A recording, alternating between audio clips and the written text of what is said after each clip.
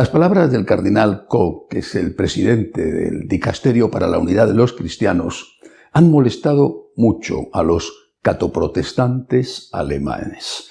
En realidad, lo que el cardenal ha dicho, que es la causa de su enfado, es que no se puede aceptar una nueva fuente de revelación, que sería la opinión pública.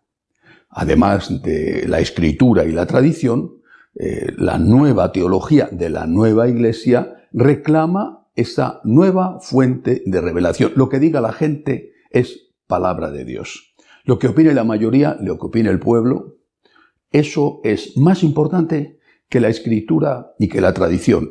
Y tanto escritura como tradición tienen que estar supeditadas a la opinión pública.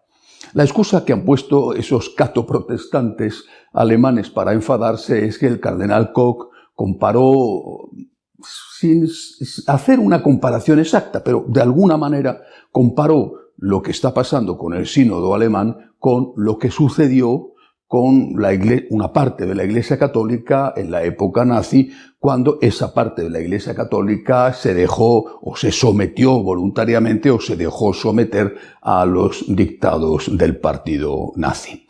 Bueno, pues eso ha puesto nerviosísimo al presidente de los obispos alemanes, que ha amenazado incluso con denunciar al cardenal Koch ante el Papa. Al final parece que se ha llegado a una reconciliación y yo creo que eso habla por sí mismo de la fuerza que tiene cada uno. En cualquier caso, lo que de verdad ha molestado no es una comparación traída por los pelos que el propio cardenal Koch ha dicho que no era esa su intención, sino que es denunciar la esencia de la nueva teología. Hay una tercera fuente de revelación. Dios habla a través del pueblo. O dicho de otra manera, Dios habla a través de la opinión pública, que como todos sabemos es facilísimamente manipulable. Es una manera de poner a la Iglesia no solo en función de los intereses del mundo, sino someterla claramente a lo que quieren los políticos o los señores del mundo, que son los que mueven esa opinión pública, especialmente a través de los medios de comunicación. Pero ¿cómo hemos llegado a esto? ¿Cómo es posible que haya tantos importantes obispos y tantos sacerdotes que estén a favor de esto? ¿Qué nos ha pasado para llegar a desear el sometimiento de la Iglesia al mundo? ¿Qué nos ha sucedido? Y más grave todavía, ¿cómo es posible que tantísimos católicos practicantes estén de acuerdo con ello? Seguramente no soy el único que ha escuchado reiteradamente frases como esta. La Iglesia tiene que modernizarse. La Iglesia tiene que ponerse al día. La Iglesia está anticuada. Cuando dicen estas cosas no están refiriéndose a que la Iglesia tenga que utilizar mejor los nuevos medios de comunicación para evangelizar. Están diciendo precisamente que la Iglesia tiene que someterse a la opinión pública y que lo que la gente opine, repito, cambiante y manipulable, es lo que en cada momento tiene que aceptar la Iglesia. ¿Cómo piensan ellos, los sacerdotes, muchos obispos? No todos los sacerdotes, no todos los obispos, y muchos laicos practicantes, no todos, ellos piensan que la Iglesia, para sobrevivir y para modernizarse, tiene que adaptarse y someterse. Insisto, ¿cómo hemos podido llegar a esto? ¿Y qué hay detrás de ello, aparte del interés del mundo en que la Iglesia deje de ser la conciencia crítica?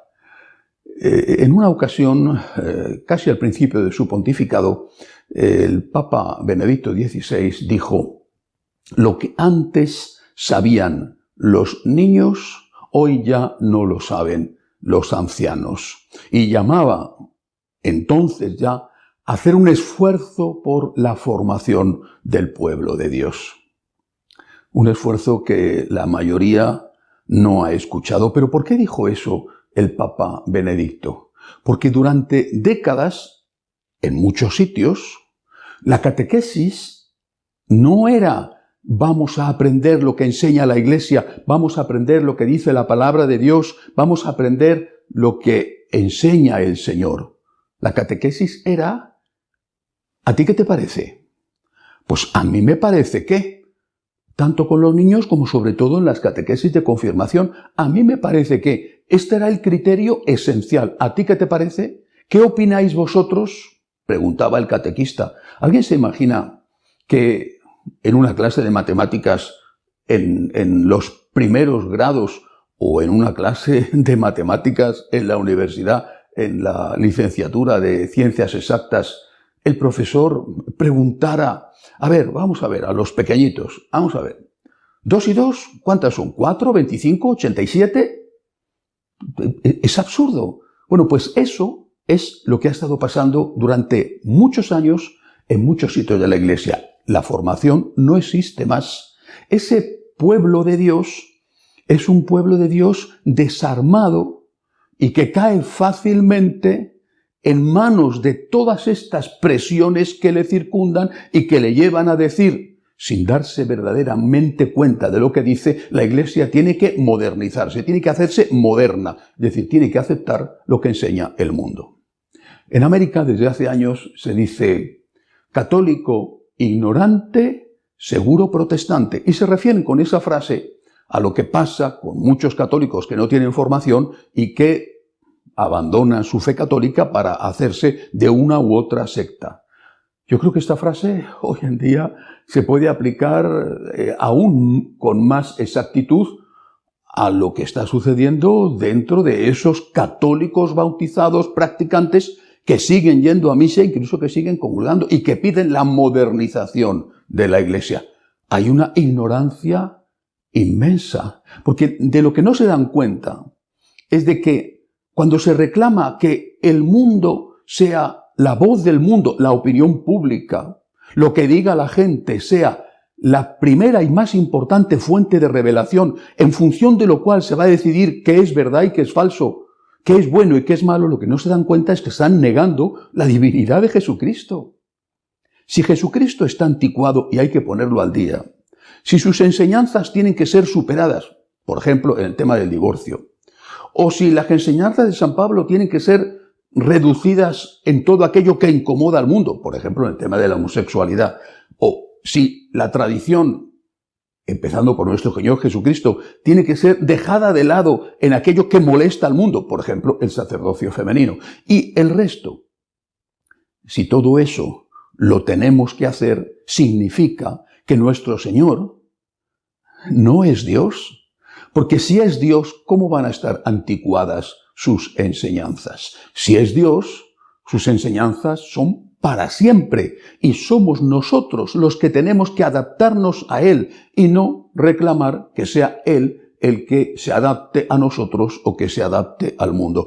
Yo creo que esa inmensa mayoría de católicos practicantes que reclaman que la Iglesia se modernice y que adapte su moral, sobre todo la moral sexual de la familia y de la vida, que adapte su moral al mundo, lo dicen sin darse cuenta de que están negando la divinidad de Cristo. Pero lo dicen negando la divinidad de Cristo porque no se les ha formado. Porque durante años, insisto, se ha hecho una catequesis autorreferencial donde lo que importaba no era lo que enseña el Señor, lo que enseña la Escritura. Lo que importaba era lo que a cada uno le parece. Estas son las consecuencias de todo aquello. ¿Qué tenemos que hacer? Hay que volver a empezar. Hay que volver a empezar intentando rescatar lo que todavía es rescatable. Porque realmente, como dijo en una ocasión el Papa Benedicto, la barca parece que se está hundiendo. El agua está ya dentro y parece que estamos a punto de naufragio. Bueno, pues habrá que rescatar lo que se pueda rescatar volviendo a empezar. Volver a empezar significa ir a lo esencial. Cristo es Dios. Cristo es hombre. La Virgen María, la Santísima Virgen María, es Madre de Dios, es la Inmaculada Concepción, es la siempre Virgen, es la que está en el cielo. Nuestro Señor, la Santísima Virgen, la Escritura, la tradición, la espiritualidad, la formación. Ahí es donde tenemos que poner ahora el acento. Salvar lo que se pueda salvar en medio de esta confusión, el máximo de lo que se pueda salvar. Hay que volver a empezar con espiritualidad y con formación. Pasará lo que tenga que pasar, que yo no lo sé. Tengo mucho miedo, pero no lo sé. En manos de Dios estamos, pero nuestra parte tenemos que hacerla. Volver a empezar con espiritualidad y con formación. Que así sea.